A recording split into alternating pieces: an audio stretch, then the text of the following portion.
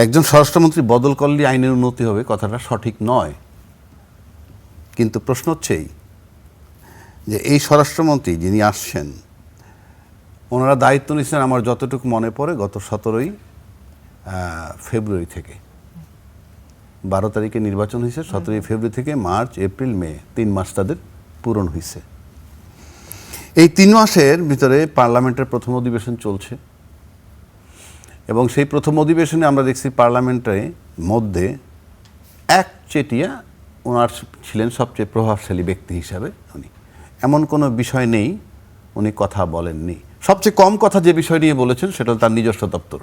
আচ্ছা, সবচেয়ে কম কথা হচ্ছে মন্ত্রণালয়, তার স্বরাষ্ট্র মন্ত্রণালয় নিয়ে। এবং মানে ওই অধিবেশন চলাকালীনও আমাদের কাছে এই মাজার ভাঙার ঘটনা কিংবা পীর সাহেব হত্যার ঘটনা, এরকম অনেক ঘটনা আসছে, কিন্তু সংসদে এটা আলোচনা হয় নাই। মানে স্বরাষ্ট্রমন্ত্রীর যে দায়িত্ব, তার বিশাল এক দায়িত্ব, তার সবচেয়ে কম আলোচনা হয়েছে তার দপ্তর নিয়ে। এবং মনে হইতেছিল যে উনি সবচেয়ে কম মনোযোগী ওনার দপ্তর নিয়ে। সেই অধিবেশন সম্প্রতি শেষ হয়ে গেল, তারপরেও আমরা সে যে তার দপ্তর নিয়ে খুব মনোযোগী, খুবই, হ্যাঁ, ইতিমধ্যে উনি র্যাবের পুনর্গঠন নিয়ে আলাপ করছেন, র্যাবের নাম কি পরিবর্তন হবে এইসব নিয়ে আলাপ করছেন, কিন্তু আমরা পার্লামেন্টের ভিতরে তার যে প্রভাব বা দৌড়ঝাঁপটা যেভাবে দেখছি, আমার কাছে মনে হয় না তার মন্ত্রণালয় সেটা সেভাবে দেখছি। তো এখানে আমি বলবো যে কিছু ঘাটতি তার আছে, সিনসিয়ারিটির অভাব যদি আমি ধরি। আচ্ছা, এই জন্য বলছি বদল করলেই ঠিক হবে তা নয়। আরেকটা বিষয় মানতে হবে, বাংলাদেশের যে প্রশাসন, যারা বাংলাদেশের প্রশাসন কিন্তু একটা স্থায়ী সরকার, এটা মাথায় রাখতে হবে।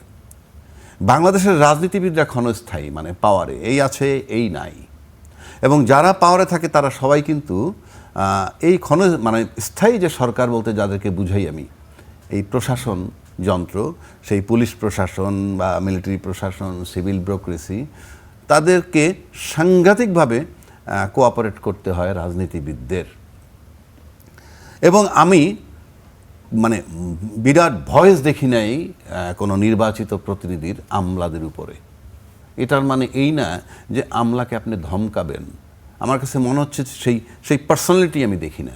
আমি যদি বলেন আপনি রাজ্জাকির আছে, সেটা আমি জানি না, সেটা আমি বলবো না, বা আমার এটা নিয়ে মাথা ব্যথাও নাই।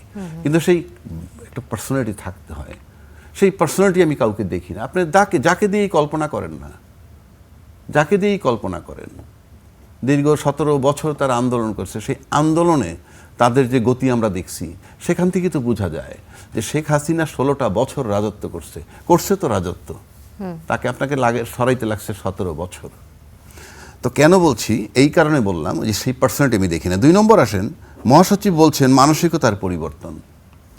মানসিকতার পরিবর্তন তো একটা সামগ্রিক কথা, একটা মানে এটাকে কি বলা হয়, একটা সুশীল সমাজের মতো কথা, যে সবার মানসিকতার পরিবর্তন করে। আপনি কে যে মানসিকতার পরিবর্তন করবেন, বা আমি কে, আমার মানসিকতার, সবার মানসিকতার পরিবর্তন হয়ে গেলে তো কোর্ট কাছারি কিছুই লাগে না।